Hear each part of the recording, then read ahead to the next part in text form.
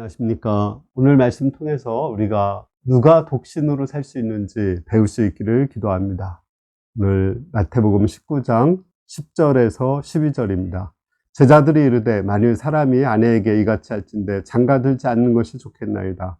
예수께서 이르시되 사람마다 이 말을 받지 못하고 오직 타고난 자라야 할지니라.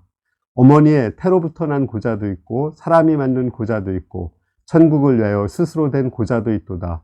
이 말을 받을 만한 자는 받을지어다. 혼자 사는 사람들 요즘 많아지고 있죠. 혼자 사는 것도 내가 원해서 혼자 사는 것보다는 타고난 자, 하나님이 은사를 준 사람들만이 혼자 살 수가 있습니다. 여기 보면 하나님이 은사를 준 사람을 세 가지 종류를 말씀하고 있습니다. 첫 번째는 타고난 고자, 그러니까 태어날 때부터 성불구자로 태어났습니다. 그런 경우는 혼자 사는 게 좋겠죠. 두 번째는 사람이 만든 고자가 있습니다.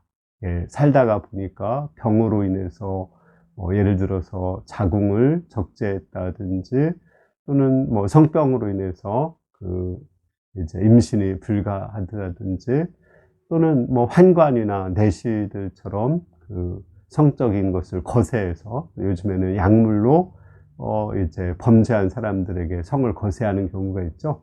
그러니까 이런 경우에 서로 결혼할 수가 없는 경우입니다. 세 번째는 천국을 위해서 스스로 된 고자가 있다고 했습니다. 사도 바울도 하나님의 복음 역사를 섬기다가 혼자 살았죠. 이를 독신으로 사는 경우도 있습니다. 신부나 수녀들도 천국을 위해서 스스로 된 고자들이 있습니다. 뿐만 아니라 우리 UBF를 시작하신 배사라 숭사님도 하나님의 역사를 섬기다 보니까 평생을 혼자서 사시고 또 많은 학생들을 자녀들처럼 섬기셨습니다. 이뿐 아니라 혼자 사는 것이 또는 성비가 맞지 않아서 교회 안에서 믿는 사람과 결혼하고자 했는데 믿는 사람이 없어서 결국은 혼자 사는 그런 경우도 있습니다. 요즘에는 경제적으로 좀 이렇게 준비가 안 돼가지고 결혼할 만큼의 준비가 되지 않아서 자녀를 양육하여 시킬 능력이 없기 때문에 결국은 결혼하지 못하고 혼자 사는 경우도 있습니다. 하여간 그러한 모든 경우도 하나님께서 허락하신 혼자 사는 경우라고 생각이 됩니다. 그러나 요즘에 또 하나 문제가 되는 것은 혼자 사는 것이 이제 자유롭게 많은 남자와 많은 여자를 만나기 위해서 성적으로 방탕하기 위해서 혼자 사는 경우가 있어요. 이런 경우는 절대 안 되겠죠. 우리가 혼자 산다는 것은 그 성적인 욕구를 절제하고 또 그것을 억제할 수 있을 때 혼자 살 수 있는 것입니다.